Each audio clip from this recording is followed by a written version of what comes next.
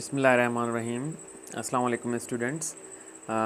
हाणे असां SST जी preparation जे लाइ लेक्चर्स जो सीरीज़ स्टार्ट कई आहे ऐं इंशाल्लाह जेकॾहिं टाइम मिलियो त रोज़ानी असां लेक्चर अपलोड कंदासीं फिज़िक्स, केमिस्ट्री, बायोलॉजी ऐं इंग्लिश मां, छाकाणि त इहे मेन सब्जेक्ट्स आहिनि जिन मां टेस्ट मुतवक़े आहे त इन्हनि एरियाज़ मां SST जेका आहे सेकेंडरी स्कूल टीचर जी test Sindh public service commission में अची सघे थी।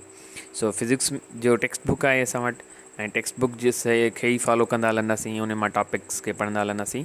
फिज़िक्स, केमिस्ट्री, बायोलॉजी, इंग्लिश जा लेक्चर्स जेके आहिनि उहे रोज़ाने जी बुनियाद ते अपलोड कंदासीं।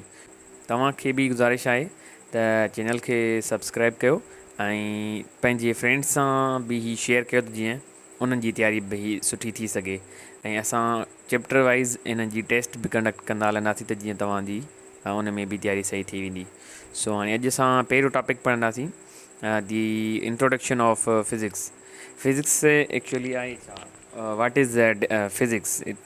Physics is derived from Greek word, Greek language मां ही वरितल आहे फिज़िकोस, ऐं फिज़िकोस जी माना आहे नॉलेज ऑफ नेचर, छाकाणि त फिज़िक्स जो तालुक़ु मोस्टली इन जो आहे नेचर सां। So it is the branch of science which observes nature and represents it mathematically. And definition ये असांजी लिखियल आहे हिते त what is physics? It is a branch of science which deals with the observations of nature and it represents it in a mathematical way. And ॿी बि असां definition कंदा आहियूं फिज़िक्स जी, it is a branch of science which deals with interaction of matter and energy. Physics matter ऐं energy जो interaction पाण में ॿुधाईंदी आहे। सो इहा डेफिनेशन आहे फिज़िक्स जी। ऐं फिज़िक्स जूं कुझु ब्रांचिस बि आहिनि जेके असां डिस्कस कंदासीं। त फिज़िक्स जी पहिरीं ब्रांच मकेनिक्स जो तालुक़ु हूंदो आहे motion of the objects, laws of motion. So what is मकेनिक्स?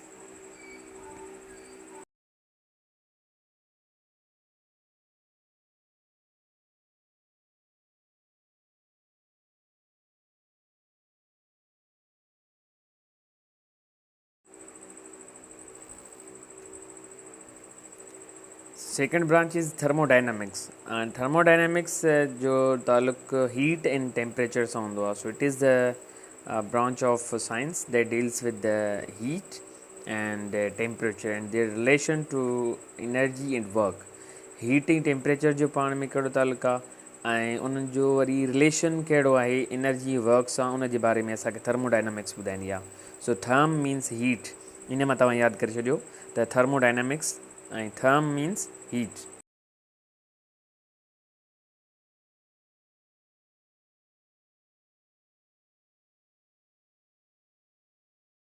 Electricity छा आहे? It is the study of charges in rest and motion. Charges जी जेका स्टडी आहे उनखे असां इलेक्ट्रिसिटी चवंदा आहियूं। Magnetism, it is the study of magnetic properties of materials.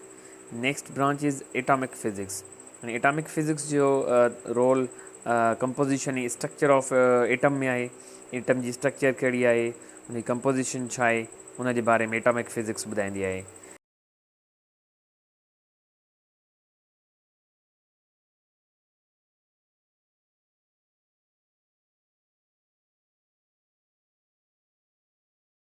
Than optics, इहा हिकिड़ी अहम ब्रांच आहे फिज़िक्स जी जंहिंजो तालुक़ु रोशनी सां आहे। लाइट जूं प्रॉपर्टीज़ कहिड़ियूं आहिनि, लाइट कीअं हूंदी आहे, उन में उन जो स्पेक्ट्रम वग़ैरह जेका बि स्टडी थियनि थियूं इहा ऑप्टिक्स में हूंदियूं आहिनि। साउंड जो तालुक़ु आवाज़ सां आहे, साउंड वेव्स सां। ऐं उन खां पोइ न्यूक्लियर फिज़िक्स आहे। न्यूक्लियर फिज़िक्स जो तालुक़ु न्यूक्लियस, जेके एटम जो न्यूक्लियस आहे उन में कहिड़ियूं चेंजिस अचनि थियूं, उन जी स्ट्रक्चर कीअं आहे, या उन्हनि जो जेको इंटरेक्शन कहिड़ो आहे न्यूक्लियाई जो, एटॉमिक न्यूक्लियाई जो, इन जे बारे में कहिड़ी ब्रांच ॿुधाईंदी आहे फिज़िक्स जी? Nuclear physics.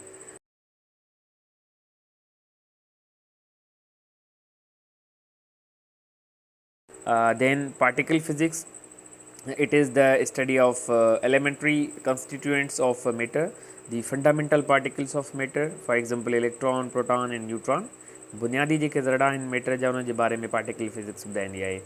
एस्ट्रोफिज़िक्स, एस्ट्रोनॉमी सां रिलेटेड ही ब्रांच आहे जेका सेलेस्टियल ऑब्जेक्ट्स यानी जेके ऑब्जेक्ट्स स्काई में आहिनि उन्हनि जे बारे में ॿुधाईंदी.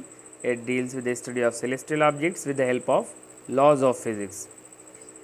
प्लाज़्मा फिज़िक्स छा हूंदी आहे? It is the study of plasma, जेका चौथी स्टेट आहे मैटर जी, फोर्थ स्टेट ऑफ मैटर, उन जे बारे में असांखे प्लाज़्मा फिज़िक्स ॿुधाईंदी.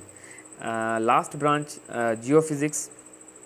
It is the study of earth and its internal structure. ज़मीन जी स्ट्रक्चर कहिड़ी आहे? उन जा 3 लेयर्स आहिनि ज़मीन जा. ॿाहिरीं लेयर खे असां चवंदा आहियूं अर्थ क्रस्ट, उन खां पोइ जेको विचो लेयर आहे उनखे असां चवंदासीं मेंटल, ऐं सेंटर ते जेको आहे लेयर, जेको सेंटर आहे ज़मीन जो, इन खे चवंदासीं कोर, अर्थ्स कोर. सो इन्हनि 3 लेयर्स जे बारे में, या अर्थ जी जेका बि इंटरनल स्ट्रक्चर आहे उन उहा छा जी ठहियलु आहे, लेयर्स छा जा ठहियलु आहिनि, केतिरी उन्हनि जी उनाई आहे, उन सॼे बारे में असांखे कहिड़ी ब्रांच ॿुधाईंदी फिज़िक्स जी? जियो फिज़िक्स. सो इहे ब्रांचिस आहिनि फिज़िक्स जूं जेके असां डिस्कस कयूंसीं. इन्हनि ब्रांचिस खे तव्हां पढ़ो, ऐं जेकर तव्हांखे को क्वेश्चन हुजे इन्हनि मां, का कंफ्यूजन हुजे, you can ask in comments. Thank you very much. See you in the next video.